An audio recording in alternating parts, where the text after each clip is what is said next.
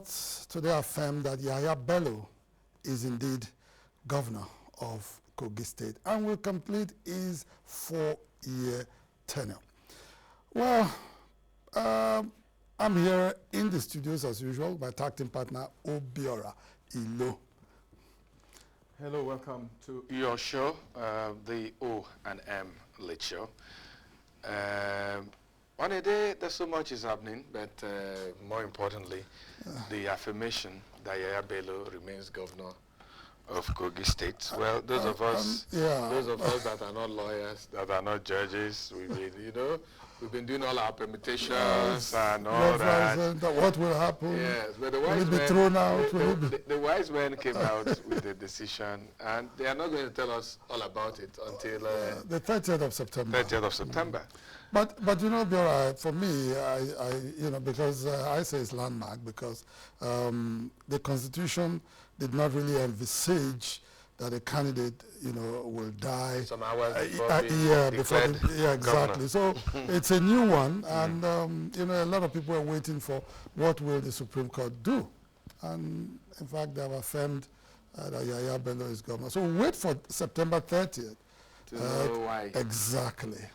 Well, a lot of people say that the Constitution is a work in progress. Yeah. As a country develops, as a country grows, things that never happen. Yes. So the Constitution has a way of how breathing and accommodating all the new things. Yes, I'm sure as they go along. Yes, I'm sure new laws, new amendments will come. But the way that most of these political cases have gone, it looks like after the amendment of the Electoral Act, it has become difficult, to actually remove someone from office. Those of them who are in office. Remember some 8 years ago, the governors have just been thrown out of office. Southwest governor. Yes, the Southwest. They've just been thrown out of office, every other day. But, it's become a little bit more difficult now, to do that. But, I'm a little bit worried, when I begin to see in the process leading up to a final Supreme Court judgment or affirmation, as it were, you begin to see conflicting judgments coming from the lower courts. Take your mind back to Abia State. You know what happened with Okezie Bazu and the other candidate. Conflicting judgments from two different courts, and it worries me a lot. Anyway, it would be nice to let our viewers know that if it's worrying them like it's worrying you, Mamode, yes.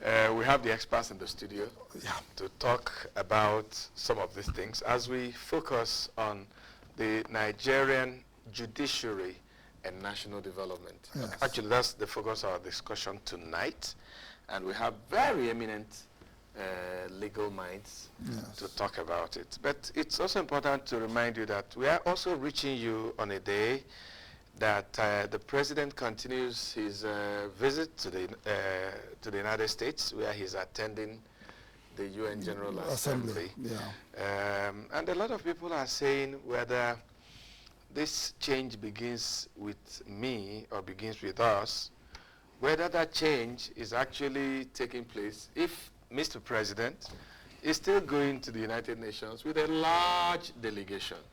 Because a lot of Nigerians were thinking that with the recession, it will be only those that really need to be there that should be there. And, when you consider countries like, the man that is, making all the changes in Tanzania.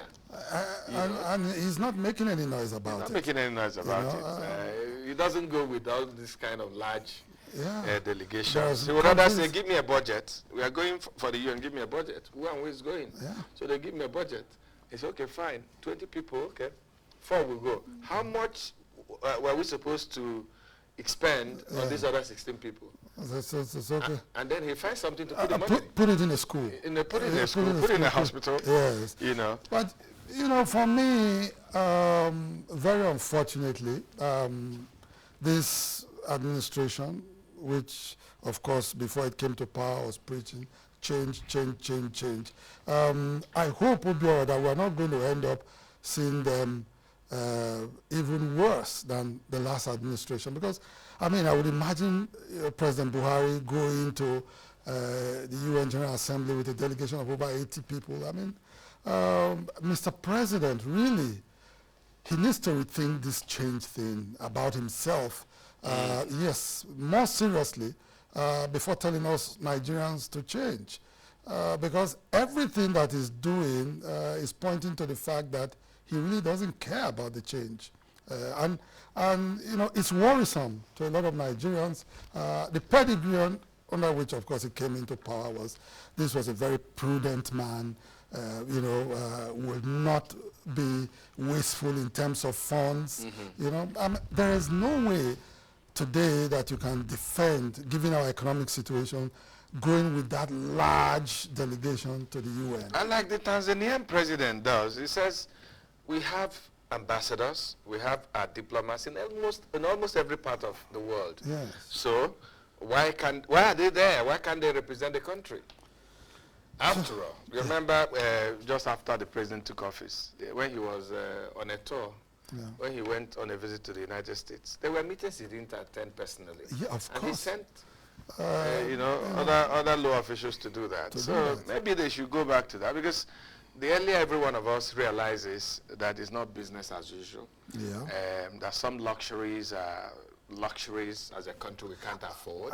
And you can't be asking Nigerians to make, yes, while you, Mr. President, is not leading by example. That's because some people are saying, okay, the First Lady is also in the United States. Well, they say our visit is privately funded. I don't know. By who? We will have to check up on that. by who? You know, that's another thing we really need to talk about, maybe not today, but some other day. Yes.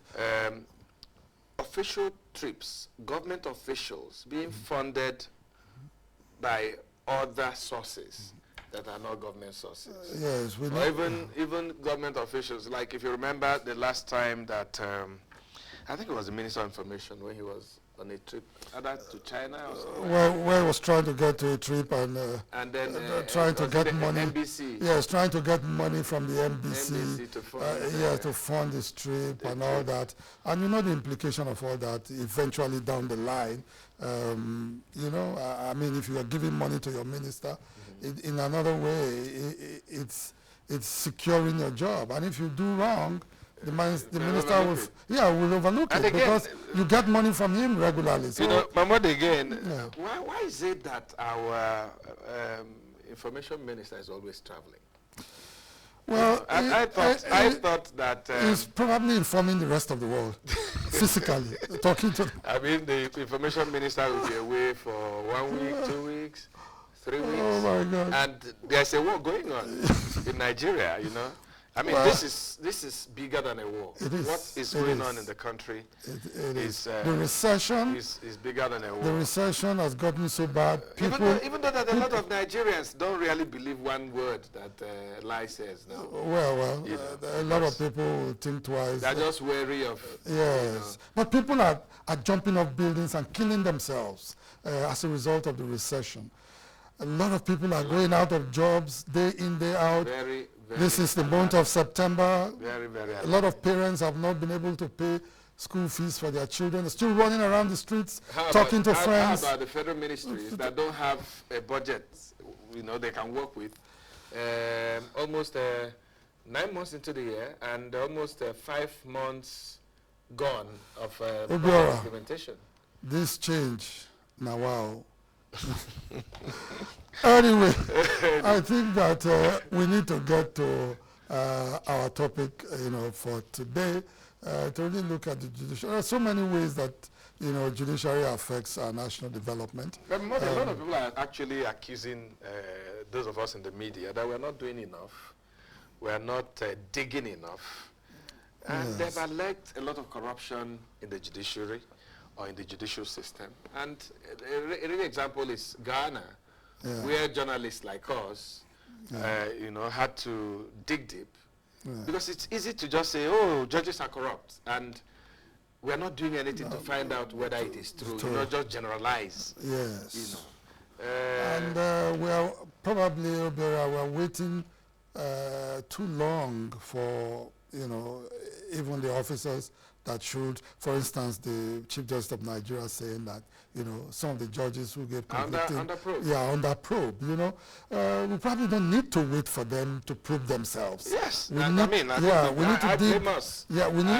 to dig deeper and expose them. If there's something to expose. If there's something to expose. Yes. And so we need to do a lot more in that regard. And, but I'm sure when our guests come in, there are a lot of issues. Yeah, well, Chief EMEKA NGIGE is Senior Advocate of Nigeria. He's in our studio to help us look at the judiciary and the challenges before the judiciary in our journey to national development. Yes. And we have another senior advocate, a brand new senior advocate. Well, 22 of them were recently sworn in by Chief Justice of Nigeria. That's true. So we have one of them. Brand new. Yeah, joining us in the studio. CHIJIOKE OKOLI is brand new senior advocate. And we are lucky to be hosting him before anyone else. But I must also say that a friend of mine, a wonderful golfer, was also honored. James EK. James EK actually turned out to be about the few that were so honored from the southeast. From the southeast. So maybe I should use the opportunity to say congratulations, James. Yes. From us here. From us here, and we wish you the best of luck. So we'll take a short break now, and when we come back, we jump into our discussion. And our guests are already seated. Yes. And waiting. In the studios. Don't go away.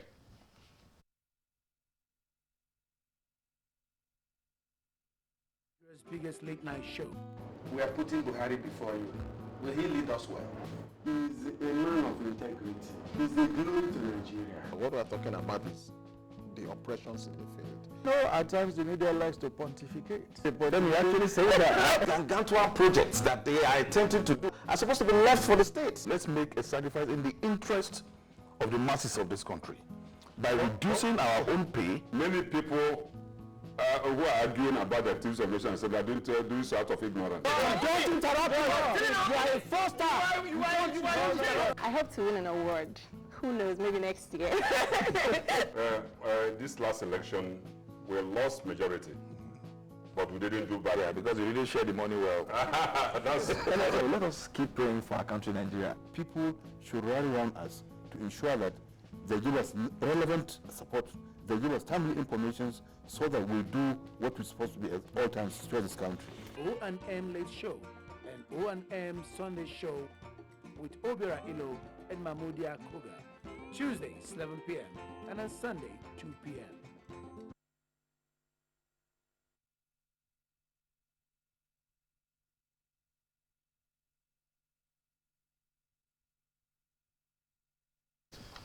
Welcome back. It's still the O&M Late Show.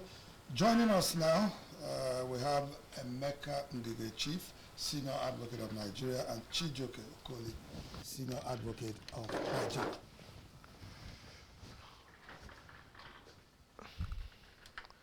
Gentlemen, you're welcome. Welcome. Thank you. You're welcome. Welcome. Just leave. Thank you. Well, CHIJIOKE, we'll start with you, actually. Yeah. Can you share with us how it feels to be so honored? I mean, a couple of days back, you were just CHIJIOKE OKOLI. Now you're CHIJIOKE OKOLI, Senior Advocate of Nigeria. Tell us about it. Is it a dream every lawyer, works towards? Well, there are different kinds of lawyers. Those who do transactions. immediately after law school, some lads will tell you, especially when this what's involved in becoming a top dog, so to speak, in the litigation. It's hard graft. I can't tell you that. You know, I was telling somebody that I'm a student of military history.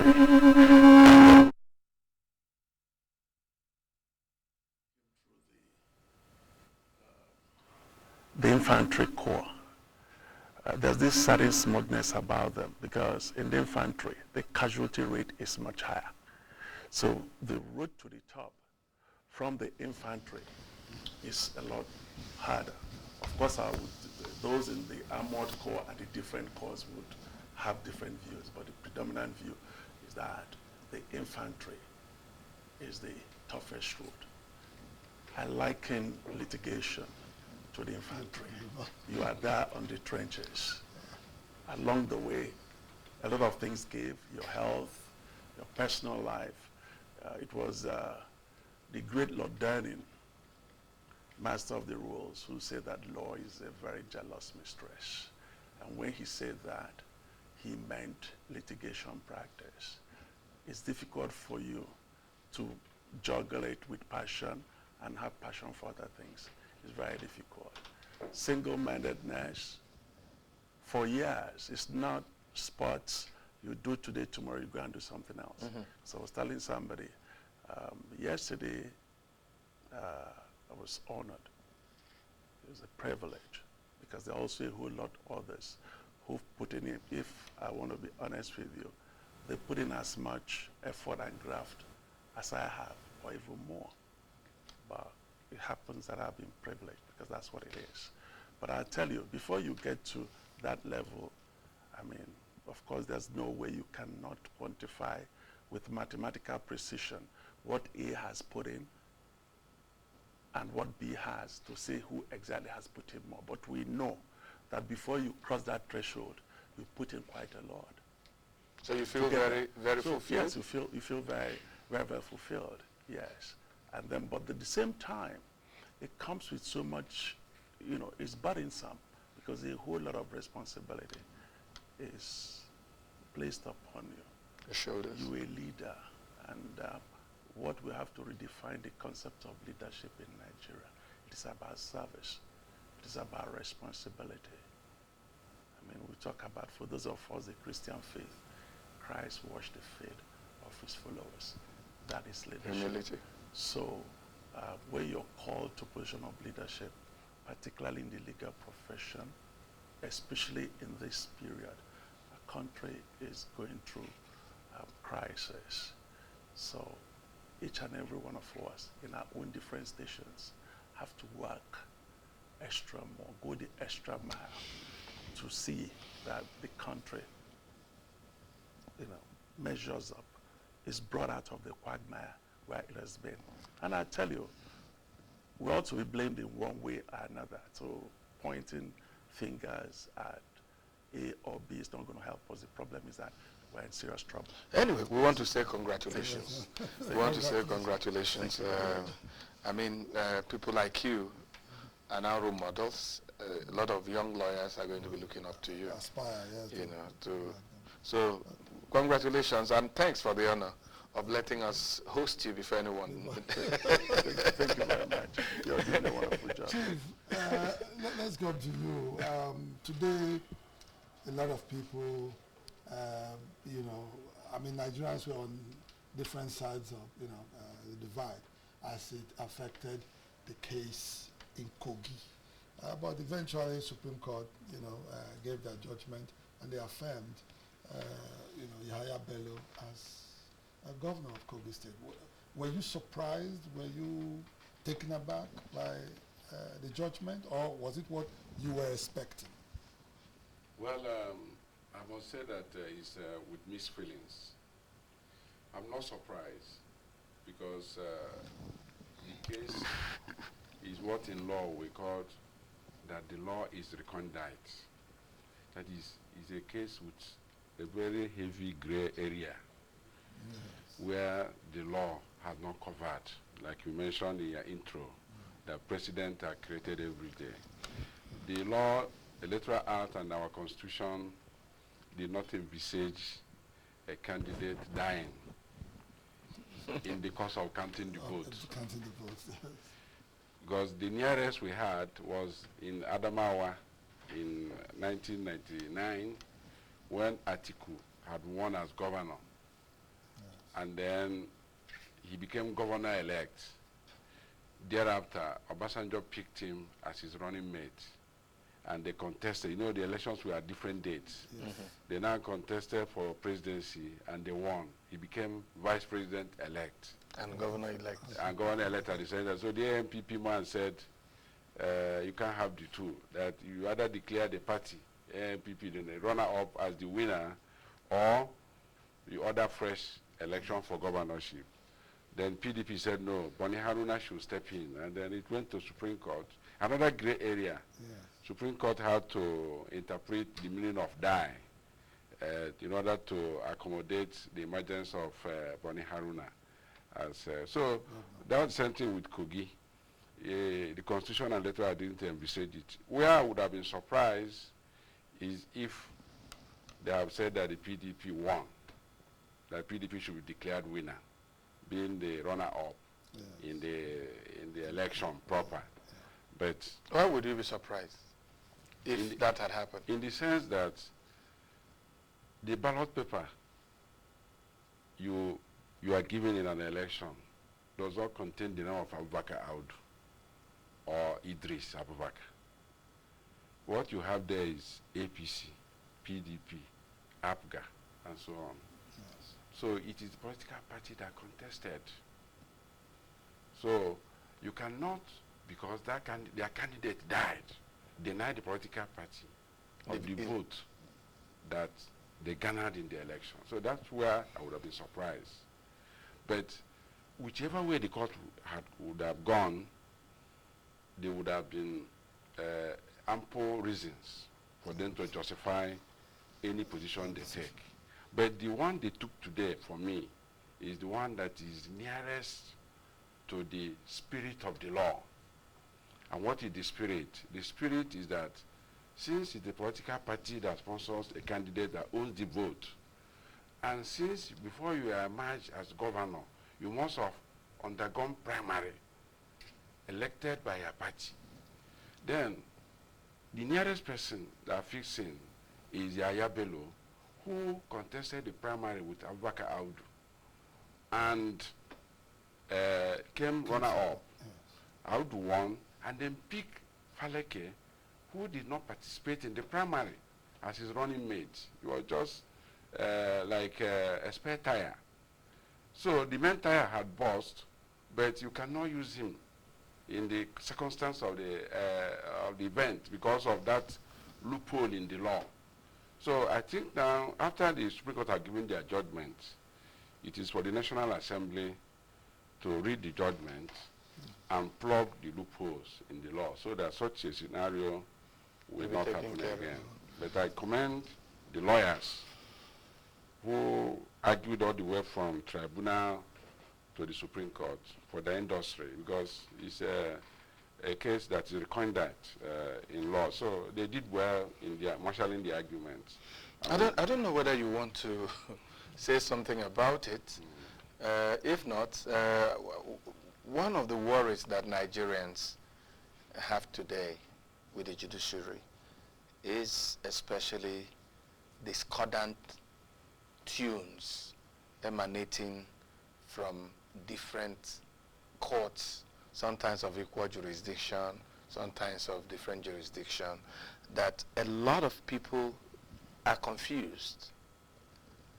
We are gladdened by the fact that the Chief Justice says some judges are under probe. But as senior lawyers, is this right? Is it okay? Do we have scenarios like this in other climes?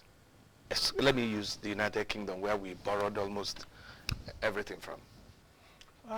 You just expressed that worries are being expressed. You just say that worries have been expressed about this scenario, and rightly so. Because it's not just a question of being wrong. When you have such scenario, it strikes at the core of the rule of law. You see, because we talk about law, it's esoteric, but it's there, it's in the paper. Unless and until the judge pronounces it, that is the law in practice. So I can sit here and tell you I've read the Electoral Act. Yes, you say, well, law has given you an opinion, but it is when a contest, if it becomes contested and the judge tells you the court's view, that becomes the law. So where you have a situation that you cannot say for sure what is the likely outcome, you have a problem that strikes at the core of the concept of rule of law. Certainty of law is a central element of the rule of law. So really, it's not only the generality of the public. Lawyers in particular are and should be more worried.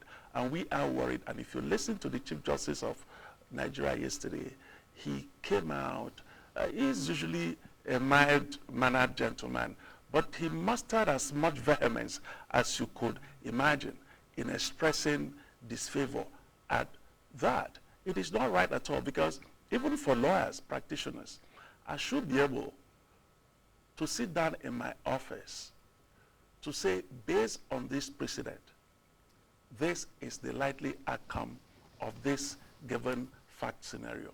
So where we have a situation that you have two similar facts or three dissimilar facts, and then the decisions coming out from the courts are as different as the different judges or different panels, then, like I said, you have a problem that strikes at the foundation of our jurisprudence. Because when we talk about rule of law, it is supposed to be impersonal, which explains, in some cases, the judge will say, my hands are tied. It's not my personal opinion. It is the law. And to come to that conclusion, there are certain ingredients of legal thought which the judge employs to come to that decision. And as you go through your legal training as lawyers and as judges, judges are just senior lawyers who have transited to that higher pedestal, to the bench. But first and foremost, they are lawyers. That's what Lord Denning calls the discipline of the law, which is why you could tell me something, I'm skeptical. I say, oh, he said, what are you saying? I said, no, there's no proof yet. Before I could come, that's one of those things. So you listen to lawyers and say, oh, a lawyer is hedging. Yes, that's part of the training. You have to provide me with evidence before I make a definitive pronouncement on something. So it is a very worrisome issue. So for me as a lawyer, you say, oh, a senior advocate, you know the law. But if I sit down here and I'm not sure, if I want to be honest and I say, well, there's a similar case that is very similar to the issue you've given me. But in this Division A of the Court of Appeal, they came to the decision A. But a similar case in Division B of the Court of Appeal, they came to that way. The law is virtually useless. Because it's not supposed to be. It's not supposed to be. I should tell you with a certain degree of certainty for much of the law. Granted, like my brother Silk has said here, the particular case of Kogi State, there are some cases that are recondite. You know, they get into the gray areas of the law, which event the practitioner of law may not find so much guidance from the cited cases or the statutory law. Granted, but those are and should be the exception to the general rule. The vast majority of the cases, a lawyer, what he saw, should go to his chambers, his library, if he already does not have the law there and then, and come up with an opinion that would, and that opinion is founded on the statutory law and especially the cases decided on those.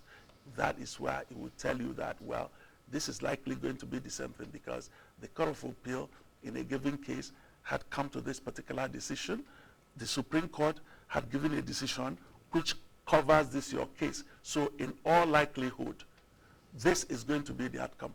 But when you have a situation where the courts are, so to speak, schizophrenic, with different faces, different mouths, speaking at that. So the Court of Appeal, the Chief Justice of Nigeria made the statement, and which is very, very reassuring, that we're going to look into that.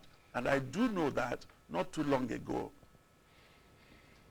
he had made some suggestions and advice to the Court of Appeal. Because some of these things, quite honestly, are innocent occurrences, so to speak.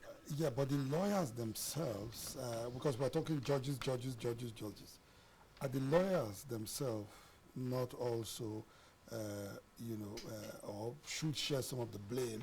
Because I'm a lawyer, I know, for instance, Obiora has already gone to court and he has some kind of injunction or from something. the Federal High Court, for instance. I know, I don't want to approach that same court. I tell my client, don't worry, I take him to another court and get because of a conflicting a conflicting judgment. Yes, from there. So the lawyers too, on their own, with knowledge of this is what is going on over there, also probably place some of these judges in very certainly difficult. In that particular case, I would tell you that in the sort of fact scenario you just explained here is probably slightly different from this one. That, for me, is a case of, is a professional misconduct of sorts. Let's actually bring it home. Yes. Abia State, the Ibazo matter. We saw all this playing out. And let me come to you, Chief NGIGE. Professional misconduct. What in the books should happen when things like this are thrown up? Well, the Abia, what I know about the Abia one is that while the judgment was delivered by Federal High Court in Abuja, Abang. by Abang Jail, another judge in Omaha, State Court, I think Osisi Omangwa or Isi Alangwa, granted an injunction to kind of stay execution. Yeah, the swearing in, to stop the swearing in. To restrain the Chief Judge. For me, it was meant to subvert the judgment of the Federal High Court. Yeah. So for me, in that respect, if the lawyer involved in that matter is taken up before the disciplinary committee, he may have a case to answer, depending on the way the allegation is worded. How about the judge? The judge faces NJC. The lawyer faces the Body of Bencher Disciplinary Committee through the MBA. I don't know whether this has been done because you can't sanction anybody if there is no petition or if there is no complaint. But Abia case, for me, is a typical illustration of the complaints or the reservation people have about the way our court is functioning. And the body of senior advocates made that point in the speech delivered on our behalf by Chief CHIJIOKE, SAN, at the swearing-in yesterday, where he mentioned about this conflicting judgment, that it strikes at the root of our profession. Why should we allow such a thing? So it was not captured initially in the speech of the Chief Judge. That is the conflicting judgment. The one he dealt with was the refusal to be bound by decisions of higher courts, by lower court. We call it the doctrine of stare decisis. So that was where he used that strong word against the Court of Appeal, that judgments were given with reckless abandon in defiance of the principles of stare decisis. So when he was rounding up, he now reacted to the speech by a body of senior advocates and stated, yes, that he didn't want to mention it in his speech about the conflicting judgment because there is already an ongoing investigation of the judges involved by NJC, the appropriate body that would handle such complaints if sent to them.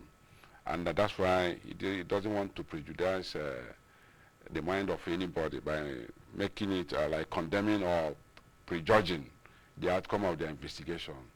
So he rightly said that the matter is under investigation and that if anybody is found to have violated his oath of office as a judicial officer, he will be sanctioned.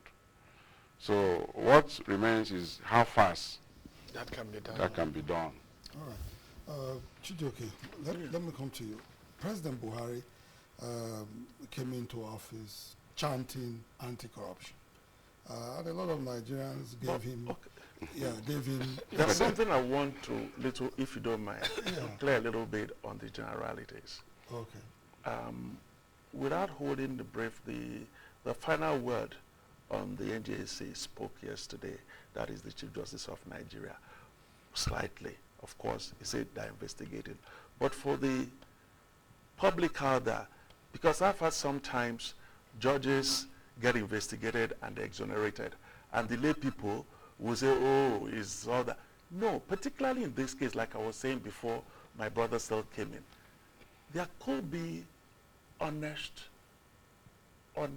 explanations. Why? Because we have what we call the adversarial system, where the judge sits down and gives decision based on the strength of the argument of the parties in that particular case. There are cases that are similar, but argued by different counsel and whose capabilities are vastly different. And that would have a lot of impact on the outcome. Because there are cases where you say, oh, you read a particular judgment, some bells stick in your mind that, okay, that this principle could have applied, but on this particular argument, but the counsel whose duty it is to bring that particular argument in that past scenario, maybe because of limitations of his intellect or of his industry, or for all manner of reasons, did not bring it to the court. And they will tell you, the judge, it's not a Father Christmas, because if he intervenes so much, that will be a point of complaint against him. So that is why we were taught in law school, which lawyers, I can tell you, a lot of them will say that's going too far. That even when you are doing a case and you know of an authority that is against the case you're propagating before the court, that you are duty bound to cite it to the court, and all you try to do, you will say to maybe try to distinguish it, but you are duty bound to say, we are aware of this particular case of the Court of Appeal or the Supreme Court, as the case may be, which, of course, the trial lawyer will say suggests that the case of my client or party is not tenable, but I will explain. Yeah. But a lot of times, the lawyer wouldn't do that. He will say, well, I'm not sharing the fee of the man on the other side. Let him bring it up. And they were talking practicalities. Yes. So you have these things, and then, you know, like we say, there are inherent institutional imperfections. There's nothing you can do about it. Once you've chosen the adversarial system, where it's adversary, the lawyer A faces lawyer B, it's like a contest. Fight to finish. Yeah. Fight to finish. So you swap, and then, which is why the reputation. I have cases against certain lawyers on the other side, and I'll tell my colleagues in chambers, let me tell you, if there are any authority that has a bearing on this case, I would sit here and tell you that this lawyer knows about it, so better up your game. I mean, you do a case against Ghana Miss Chambers in those days that are doing law report. They have the thing at their beck and call. So you have to do it. So really, it is bad generalities, but in certain cases, exceptional cases, yes, we can cut the judges some slack. Yes. Okay. Yeah. All right. I was going to talk about President Buhari. Okay. And his anti-corruption stance. Eventually, a lot of Nigerians, bought into his anti-corruption crusade and made him president of Nigeria. Since he came into power, tried to, do some things to ensure that, brings down corruption in the system. But for him, I mean, he's come out openly to say, look, my headache with my anti-corruption crusade is the judiciary. He's come out openly to make that confession to all Nigerians. And today, the anti-corruption, crusade has lost a lot of steam, and he's tagging it to the judiciary because he says, look, we want to probe somebody. The lawyers come up and they say, look, you can't do that. This man has this right, X right, and X right. And then they go to court and get adjournment, and after adjournment, and before you know it, everything is lost. A case that is ongoing as we speak now, that may turn out to be a legal issue, or a legal case, or rather as it were, as against a corruption matter, is the one against the First Lady. I'm sure you will have seen today that her lawyer had written... The former First Lady. Yeah, former First Lady, I beg your pardon. That her lawyer had written to EFCC to giving them a 14-day ultimatum, citing so many things from the Nigerian Constitution and indicating that the EFCC Act is inferior and citing so many things. So I don't know, I want you to come in there. Do you think that the president is justified when he says that probably, his headache, which is judiciary, is probably responsible for the anti-corruption, losing steam? I think the narrative necessarily has to be nuanced. There's a political, there's a political contestation, as it were, going on. The president, against all expectations in Black Africa, won an election under the platform of an opposition party. So a lot of the things, or the argument, or the claims and counterclaims have to be taken with not just a pinch, but a spoonful of salt by both parties. Some of the allegations being made against the anti-corruption, I can tell you truly, as a non-card-carry member of any political party, is absolute hogwash. And listen to some of the people who claim persecution. One line I have seen, really, it's not so much that they didn't do anything, but it's like, oh, am I the only one who did it? We have to start somewhere. And there was something Chief Oyegu said that I picked up that appeared to be lost in the din of whether the anti-corruption battle is selective or inclusive. He said, now it is possible that a ruling party can lose the election. Now we are aware, the day APC falls out of power or whatever coalition, you can bring the people you think are being shielded and charge them to court. And time does not run against criminal offenses, because we do know that there are some of the governors under Obasanjo who their cases have now... Ongoing. No, it started now, because they use all manner of delay tactics, subterfuge to stop. In between, and they can't do that anymore, because in between, the Administration of Criminal Justice Act has come in, and it's made it very difficult, if not impossible, for anybody to stall his criminal trial, as hitherto was the case before, whereby the politically exposed persons could get high-priced attorneys to put road obstacles. You see, the, the judges I believe are unfairly criticized. I'm not saying that everything is perfect, but there an easy scapegoat in this scenario. I go and make a case before the court. There's a concept of fair hearing. The judge cannot sit down here without listening to what I have to say, whether wise or unwise, but he has to listen to it, and it takes time for him to come to a considered decision.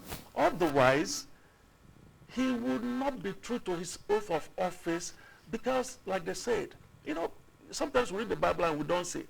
One of the things they keep saying about the rule of fair hearing is that God, who is omniscient, before he banished Adam, he knew from the beginning to the end. But he asked Adam, what did you do?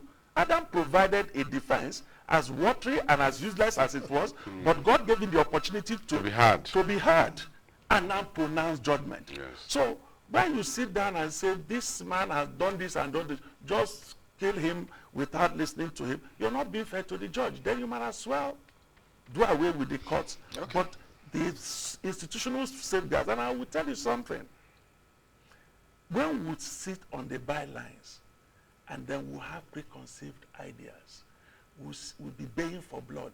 Yes, corruption is very bad, and we need to tackle it with every sinew and muscle that we can muster. But I tell you, if you are the receiving end and those safeguards are not observed, you will feel so lonely and aggrieved. And it is the judge whose duty it is, that whilst it is of first order importance, that would remain focused and fight the corruption to a logical conclusion. Because I believe, like Buhari said before the election, if we don't kill corruption, corruption will kill us. But in that fight, there are certain rules of engagement that we minimum that we must observe. So sometimes the judges try to observe it, and are being hurried left, right, and center. And let me tell you also another thing. The FCC is doing a wonderful job, but there are also certain cases where, due to some lapses in the prosecution, the judge will sit down. He may have in his mind that probably this particular accused person or defendant should go to jail. But based on the evidence provided before him, that is why we are talking about the rule of law. Yeah. There are certain safeguards and processes that the lawyers and the judges would follow. Okay, so let's have Chief in case. Well, first of all, let me also correct the issue of President Buhari saying that judiciary is his headache. He was misquoted, and he explained it through a statement by Mr. Adesina. The context in which he made the statement was that the processes that they have to follow in order to ensure a speedy trial of the corruption cases require a lot of work from the judiciary, and that he himself cannot prosecute and also be the one that will judge. So that's my headache. That was the contest. Okay, but he didn't say that judiciary is okay, but you are not. You didn't fall from outer space. You're here. You're Nigerian and you're a practitioner. Do you think that the judiciary is given as much as is expected of it in the fight against corruption? That they are partner with the executive to ensure that corruption does not kill us? Yes. Let me tell you, for starters, there was a system breakdown in Nigeria. The entire system. Before now. Before now. Corruption. It was everywhere. Judiciary inclusive. If anybody tells you today that there's no corruption in the judiciary, the person is deluding himself. It is the extent. There is rot. There was rot in the system. So the fight to get rid of corruption will not be easy when you say have corrupt elements within the judiciary. They are there. They are in the legal profession, among lawyers. They are in the executive. They are among you journalists. Even in the EFCC. Yes. So they have prosecuted yes. some of their staff before for yes. Yeah. For collecting money and all this, even diverting money. So it was endemic. So when that fight starts, it won't be an easy thing. Because when you are fighting, it's like one story or joke in the social media about an instrument that was created to catch thieves. I'm sure you must have seen it, must have read it. That instrument was used in America. Within 1 hour, it caught 100 thieves. It was used in Germany. Within 1 hour, it caught 200 thieves. They used it in UK. It caught 300. They brought it in South Africa. It caught 1,000. And they brought it to Nigeria. It was stolen. That is the situation we are. So the fight won't be easy. So that's the problem the president is facing in the fight. It won't be easy. They will fight back. Just like somebody is giving ultimatum to EFCC. Is corruption fighting back? Somebody who has no immunity against prosecution. You are the first lady, yes. Are you immune? And you are now somebody's money in his name in bank account was frozen, and you give ultimatum that they should return the money. It's your money. When it's not in your own account, it's not in your name. But that is the impunity of corruption. And that is the problem that we have to fight in this country. She wrote to the EFCC. They will reply. She wrote and said that money is mine. Yes. And it was for my medical bill. Yes, and you kept it in somebody's name in bank account. Why wouldn't it be in your name? So by law. Did you declare it in your husband's asset declaration? Your husband is supposed to